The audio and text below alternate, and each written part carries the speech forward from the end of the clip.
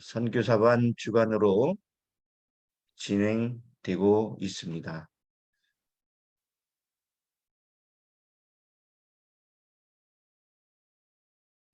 자, 예배 드리기 전에 다 함께 인사 한번 같이 나누실까요?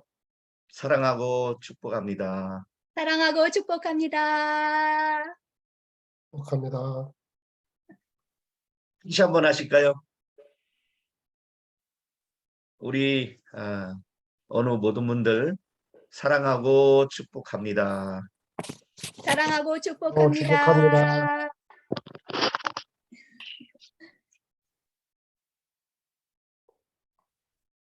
다 같이 사도신경으로 우리의 신앙을 고백하시겠습니다. 나는 전능하신 아버지 하나님, 천지의 창조주를 믿습니다. 나는 그의 유일하신 아들, 우리 주 예수 그리스도를 믿습니다. 그는 성령으로 잉태되어 동정녀 마리아에게 언니와 그라데에게 고난을 받아 십자가에 못 박혀 죽으시고 장사된 지 사흘 만에 죽은 자 가운데서 다시 살아나셨으며 하늘에 오르시어 전능하신 아버지의 하나님 우편에 앉아 계시다가 거기로부터 살아있는 자와 죽은 자를 심판하러 오십니다. 나는 성령을 믿으며 거룩한 공교회와 성도의 교제와 죄를 용서받는 것과 몸의 부활과 영생을 믿습니다. 아멘. 다시 찬송 68장 오 하나님 우리의 창조주시니 함께 찬송하시겠습니다.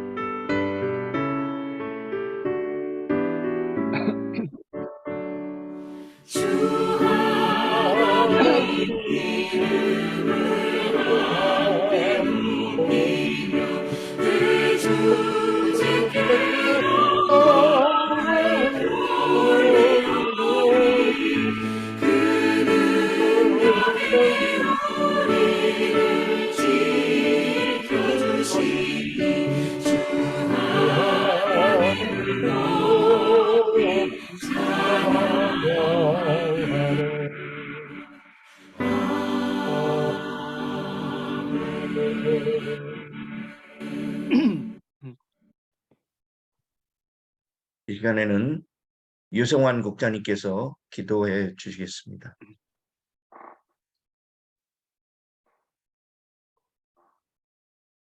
기도하겠습니다. 사랑의 하나님 감사합니다. 한 해를 돌아보며 주님의 오심을 기대하는 대림절을 시작합니다. 늘 우리의 삶 속에 주님 동행하여 주시길 간절히 소망합니다. 1029 이태원의 아픔 가운데 있는 유가족을 위로하여 주시었고 위로와 치유의 은혜로 유가족과 우리의 삶이 연대하게 하옵소서. 전쟁 중에 있는 우크라이나와 또 신음 중에 있는 미얀마와 또 전 세계 각국에서 신음하는 이들의 음성을 주님께서 기억하여 주시고 이 성탄절이 오기 전에 그들에게도 주님의 위로하심과 평화의 소식이 넘쳐나게 하여 주시옵소서. 이 시간 저희가 드리는 예배 가운데 임재하여 주시어 찬양과 기도와 말씀을 통해 주님과 교통하는 시간이 되게 하여 주시옵소서. 말씀을 통해 주님의 뜻을 깨달아 알아가게 하옵소서. 교수님들과 모누들이 늘 하나님의 뜻 안에서 진리를 탐구하고 하나님을 영화롭게 하는 그런 실천신대 공동체가 되도록 주님 돌보아 주시옵소서. 예수님의 이름으로 기도드립니다. 아멘. 아멘.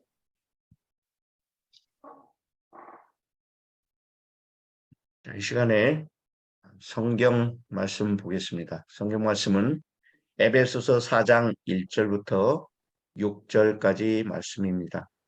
에베소서 4장 1절부터 6절 말씀 제가 봉독해 올리겠습니다. 그러므로 주 안에서 갇힌 내가 너희를 권하노니 너희가 부르심을 받은 일에 합당하게 행하여 모든 겸손과 온유로 하고 오래 참음으로 사랑 가운데서 서로 용납하고 평안히 매는 줄로 성령이 하나 되게 하신 것을 힘써 지키라. 몸이 하나요 성령도 한 분이시니 이와 같이 너희가 부르심의 한 소망 안에서 부르심을 받았느니라. 주도 한 분이시요 믿음도 하나요 세례도 하나요 하나님도 한 분이시니 곧 만유의 아버지시라. 만유 위에 계시고 만유를 통일하시고 만유 가운데 계시도다. 아멘. 아멘. 자, 오늘 우리에게 말씀을 전해 주실 교수님을 소개해 드리겠습니다. 한일 장신대 신학과 교수로 재직하고 계시고 한국 신약학회 회장을 역임하셨습니다. 오늘 전해 주실 말씀은 하나님 나라와 언약 말씀을 전해 드리겠습니다. 네, 안녕하세요. 반갑습니다. 저는 좀 전에 소개받은 차정식 교수입니다.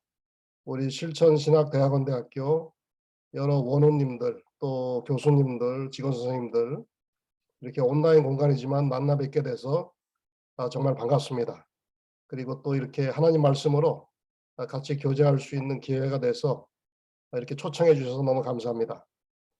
신약성서의 언약을 우리가 얘기할 때 이 언약이라는 건 뭐 약속이라고 표현할 수도 있겠는데요.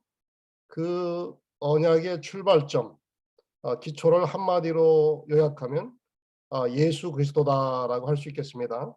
신약성서 전체가 우리 예수님, 예수 그리스도를 기록한 책이라고 볼 수 있겠고요.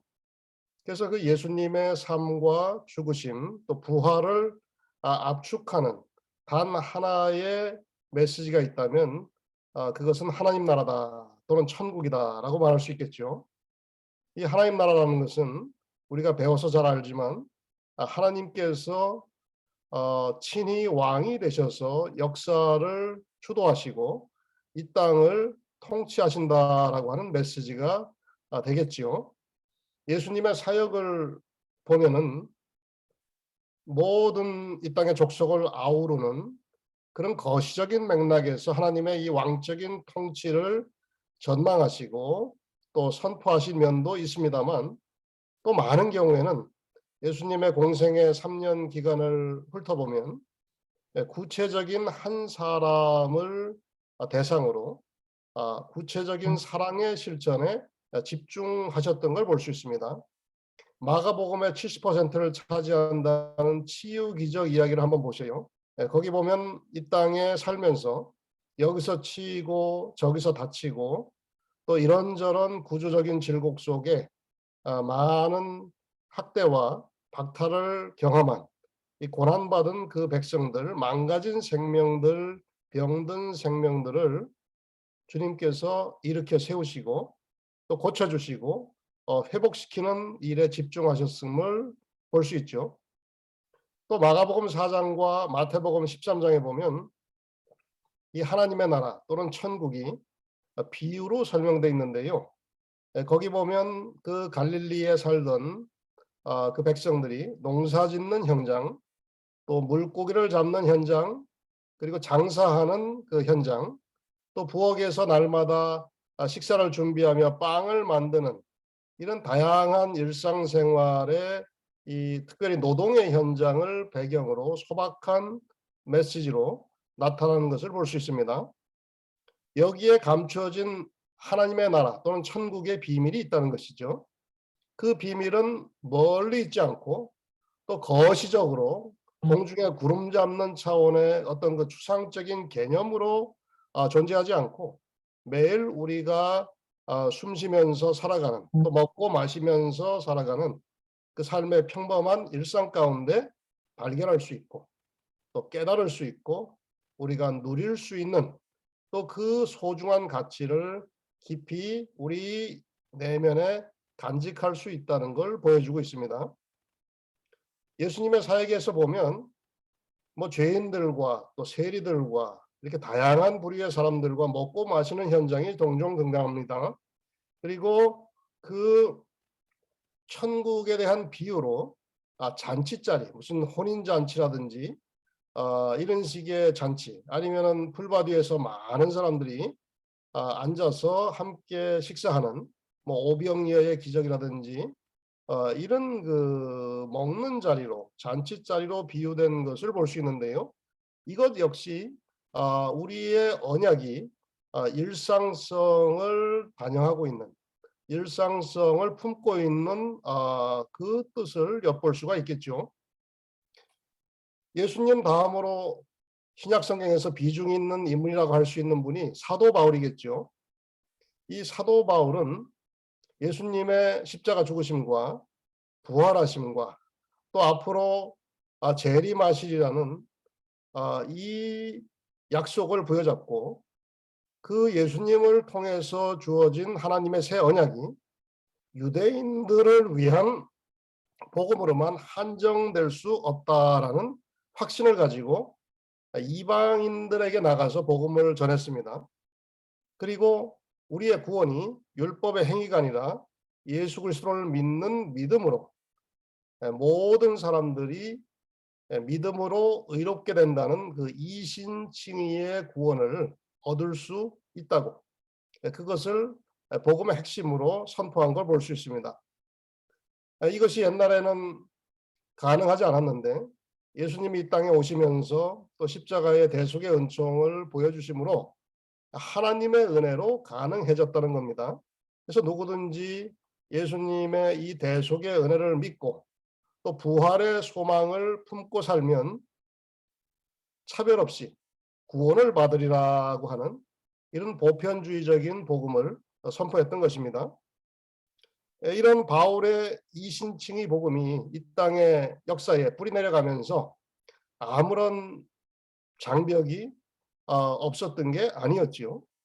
은혜로 말미암아 또 우리의 믿음으로 의롭게 된다는 이 구원의 언약의 실제 현장에서는 실제 복음을 전하던 그 선교 현장에서는 많은 장애가 있었던 걸 볼 수 있어요.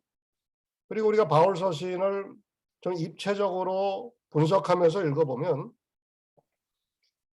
사람과 사람 사이에 가로놓인 그 배타적인 장벽이 얼마나 버거웠는지, 얼마나 힘들었는지, 또 얼마나 이 사도 바울에게 또 같이 동역하던 그 선교하던 일꾼들에게 얼마나 큰 상처와 고난을 안겼는지를 알 수 있어요. 그 첫 번째 장벽은 율법의 전통에 집착하려는 유대인 그리스도교도와 율법의 율자도 모르는 이방인 그리스도교도, 이방인 크리스천들 간에 참 넘기 어려운 그 장벽이 있었습니다. 그래서 갈라디아서가 쓰여진 그 배경도 보면 예수님을 모르는 사람이 아니고 예수님을 알지만 그 토라를 배경으로, 유대교 전통을 배경으로 거기에 집착하는 유대인 크리스천들과 그러한 배경이 전혀 없는 이방인 크리스천들 사이에 뭔가 어떤 정치적인 헤게모니랄까요? 아니면 뭔가 영향력을 좀 키우려고 하는 그런 그 의도가 그 배후에 작용하지 않았나 싶습니다. 그리고 두 번째는 교회 공동체 구성원들 사이에 같은 교회 교인들인데 합리적인 지식이 있는 비교적 강한 자들과 또 합리적인 지식이 없는 약한 자들 사이에 서로 업신여긴다든지 아니면 서로 내 신념과 달라서 내 생활 스타일, 내 신앙 스타일과 좀 달라가지고 정죄한다든지 이런 일들로 인한 갈등으로 또 다른 장벽, 또 다른 배타적인 경계가 생겼던 거죠. 예를 들어 고린도 교회 보면 어떤 신자들은 이런 합리적인 지식이 있어서 우상들에게 제사 지낸 그런 고기도 먹고, 어떤 사람은 이런 합리적인 지식이 없이 인습과 전통을 따르면서 그것을 먹으면 큰일 날 것처럼 어떤 경기 들린 반응을 하면서 이 두 그룹 사이에 사도 바울이 조율하기 위해서 무척 애를 쓰는 모습을 볼 수 있고요. 또 로마 교회 상황에서 보면 어떤 사람들은 모든 날을 다 하나님의 날로 중시하고, 또 어떤 사람들은 특정한 날을 특별히 중시하면서 이 날은 안식일이다, 이 날은 유월절이다, 무슨 절기다, 무슨 절기다 해가지고 특정한 날과 절기를 더 중시함으로써 우리가 상대적으로 더 옳은 게 아니냐라고 하는 하나님의 의가 나타나는 것이 복음이고, 그 복음으로 모든 만민을 구원하겠다는 게 하나님의 언약이었는데, 새 언약이었는데 그것이 인간의 이런 세부적인 현실과 접목되면서 이러한 자기 의를 앞세우는 그런 와중에 다양한 갈등으로 불거진 것, 또 다양한 분열로 불거진 걸 볼 수 있고요. 또 고린도 교회 같은 데는 누가 더 탁월한 지도자냐, 자기가 따르는 지도자를 앞세워 가지고 여러 파당으로 분열돼서 또 대립한 것을 우리가 미루어 추론해 볼 수 있습니다. 그래서 신자들이 나는 베드로 사도가 최고라고 본다, 아니면 나는 탁월한 설교 역량이 있었던 아볼로가 최고라고 본다. 그래도 의리가 있지. 이 교회에 초석을 놓은 게 사도 바울인데 사도 바울을 따라야 되지 않겠는가. 이런 등등의 나름의 합당한 명분과 일리 있는 나름의 논리를 가지고 부대끼면서 파당이 갈리고, 그래서 교회가 분열됐던 거죠. 어떻게 보면 이러한 자기가 추구하는 신학적인 가치나 우월성, 그에 따른 혼란과 갈등이 구원의 언약을 이루어 나가는데 이런 현실 속에 여러 걸림돌이 되기도 했다는 거죠. 그런가 하면 또 제3단계의 장벽이 있습니다. 로마서 9장에서 11장까지 보면 이미 예수 그리스도를 믿어서 크리스찬이 된 사람들과, 유대인 크리스찬이든 이방인 크리스찬이든 아니면 아직 크리스찬이 되지 않은 옛 언약만을 붙잡고 있는 유대교도와의 관계 설정이 필요했고, 사도행전에 보면은 이 두 그룹 사이에 항상 갈등과 대립과 충돌이 있었던 걸 볼 수 있어요. 이것은 다시 말씀드리면 구약 성경의 그 언약과 신약 성경의 그 언약의 참 애매모호한 경계를 어떻게 극복할 수 있을 것인가라고 하는 그런 과제를 던져두었던 거죠.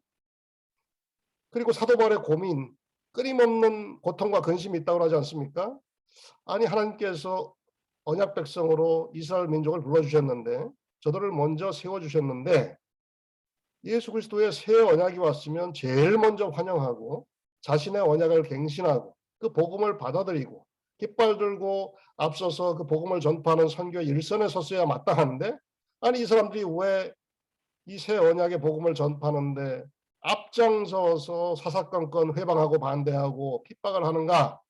그로 인한 엄청난 고민이 있었고, 신학적으로 하나님께서 구약시대에 이들을 선택하셔서 언약 백성으로 삼으신 게 실수가 아니었다면 이들의 현재와 또 앞으로 그 종말론적 미래에 어떤 섭리가 작동할까에 대해서 고민을 하면서 이렇게 크리스찬들과 유대인 사이의 관계 설정 과정에 풀리지 않는 이 고민으로 또 다른 장벽이 있었던 거죠. 그래서 이것을 다양하게 바울이 변증하지 않습니까?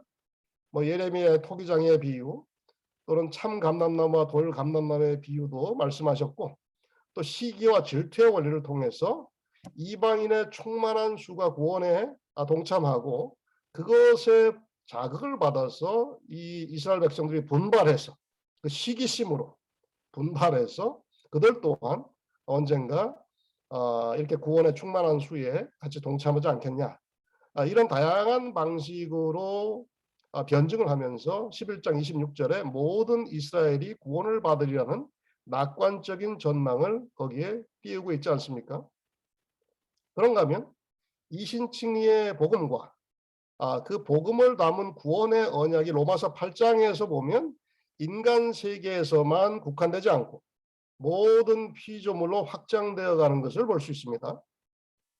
거기 보면 모든 피조물이 하나님의 아들들의 나타나심을 갈망하고 고대하면서 우리 인간과 함께 순스테나죠, 히라보로 함께 신앙하고 함께 탄식하고 있다는 거예요.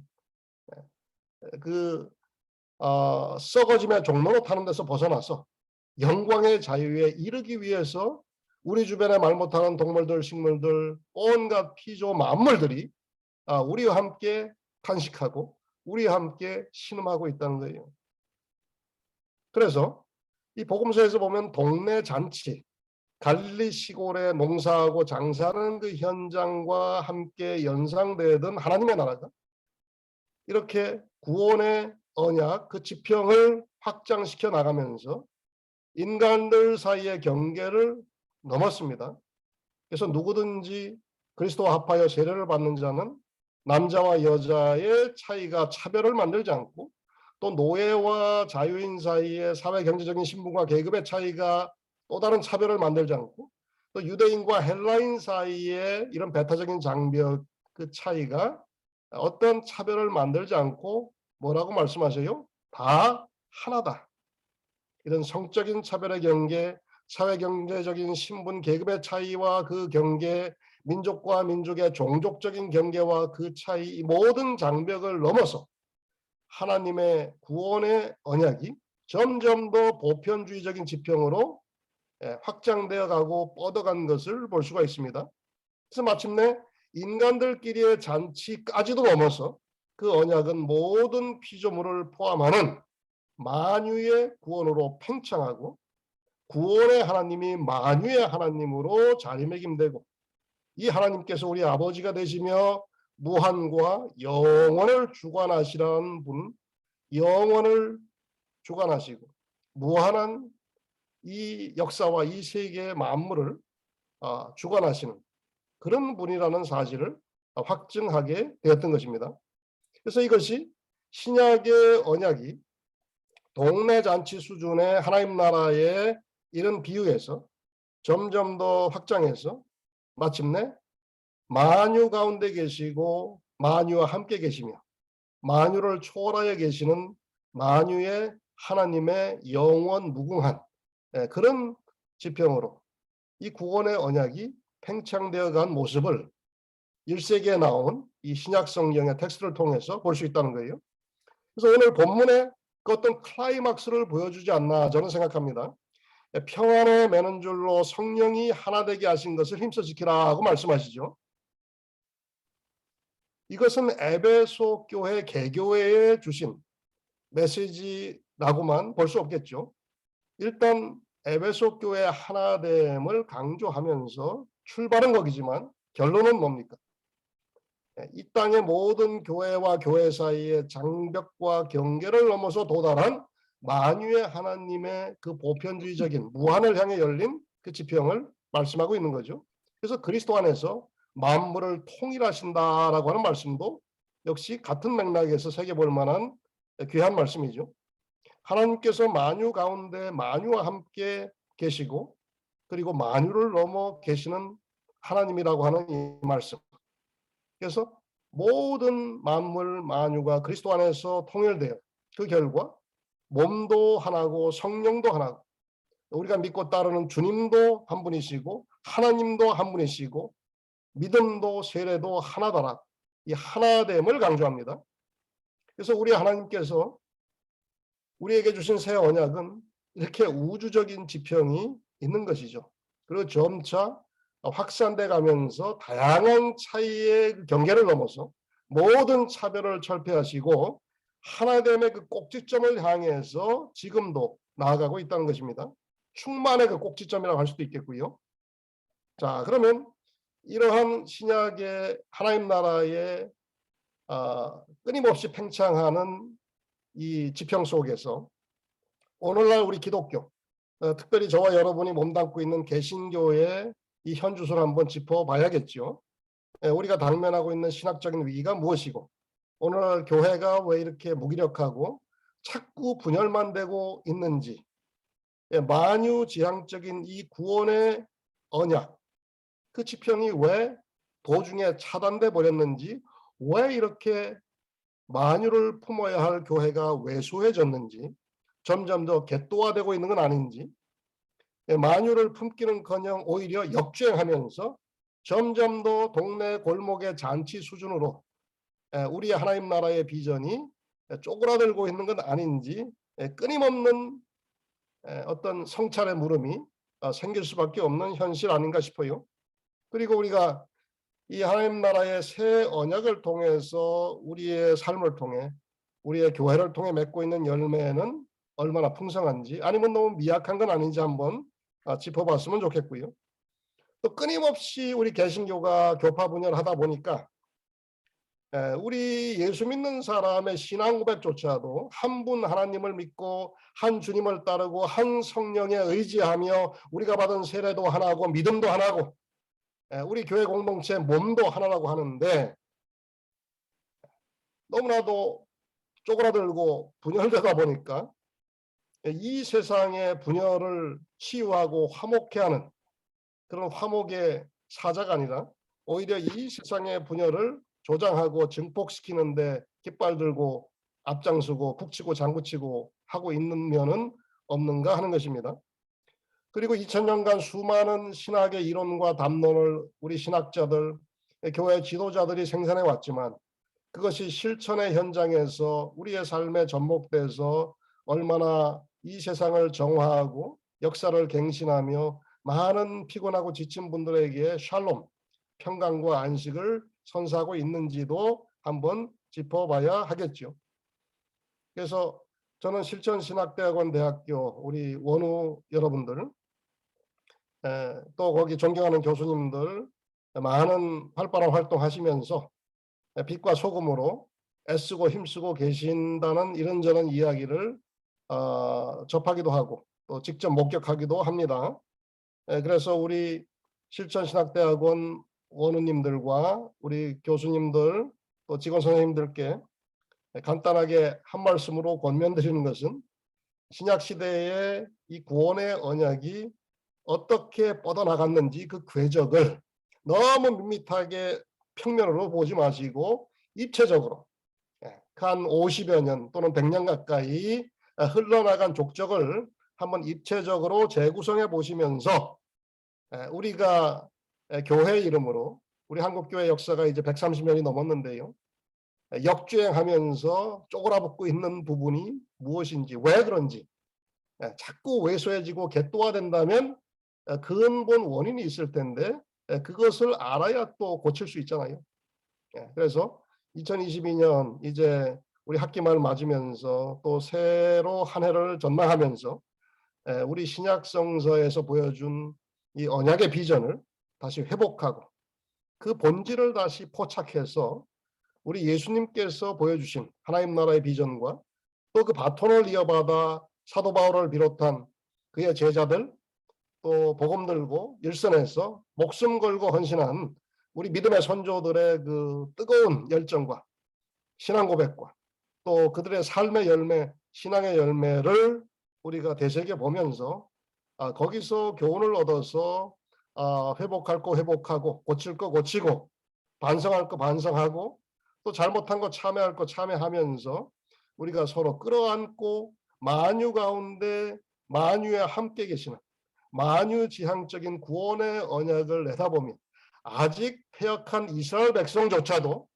하나님께서 역사하실 미래를 내다보며 모든 이스라엘이 구원을 받으리라, 라고 선포했다면, 우리는 북한의 우리 동포들을 향해서 또 우리와 적대적인 관계에 있는 사람들과 서로 그 부대끼고 하면서 이런 신학적인 비전 속에 우리 또한 그들 역시 모두 우리 하나님의 이 만유의 구원의 법칙에 따라서 언젠가는 하나님의 자비와 긍휼 속에 구원을 받으리라는 그런 비전을 창출하지 못할 이유가 뭐겠어요? 그래서 이러한 우리의 실천적인 과제가 우리 실천신학대학원 대학교 우리 원우님들 또 우리 교수님들 직원님들과 함께 출발점이 돼서 또 하나의 새로운 분기점이 돼서 힘차게 뻗어나갈 수 있기를 주님의 이름으로 축복합니다. 그리고 저 역시 제가 있는 자리에서 또 분발해 보겠습니다. 감사합니다. 잠깐 기도하고 제 조촐한 이 메시지 마치도록 하겠습니다. 하나님 감사합니다. 온라인 동영상이지만 이런 매체를 통해서 우리 실천신학대학원 대학교 원어들과 또 우리 교수님 직원 선생님들과 만날 수 있게 하시고 또 일찍이 뜻이 있어 세우신 이 학교를 통해서 하나님께서 복음을 전하며 우리 한국교회의 실천적인 역량을 견인하며 이렇게 중요한 역할을 할 수 있도록 인도하셨으니 감사합니다. 그러나 우리가 당면한 과제가 많고 또 교회의 위기, 신학의 위기를 이야기하는 이 어려운 시절에 우리가 더욱더 분발하고 회개하며 우리의 교회를 고쳐나가고 무엇보다 우리의 심령을 새롭게 해나갈 수 있도록 또 주께서 주신 그 구원의 언약의 지평이 만유를 품고 만유와 함께 나아가는 그 놀라운 만유의 하나님의 뜻에 연결되어 있음을 저희들이 깨닫게 하시고 그 언약의 새로운 지평에 눈뜨게 하여 주옵소서. 그래서 우리가 아는 만큼 우리의 믿는 만큼 우리의 몸을 통해 살아가는 삶의 모든 실천의 현장이 우리 주 예수 그리스도가 외치신 하나님의 나라가 무르익어가는 그런 현장이 되게 하여 주옵소서. 예수님의 이름으로 축복하며 기도하옵나이다. 아멘. 아멘.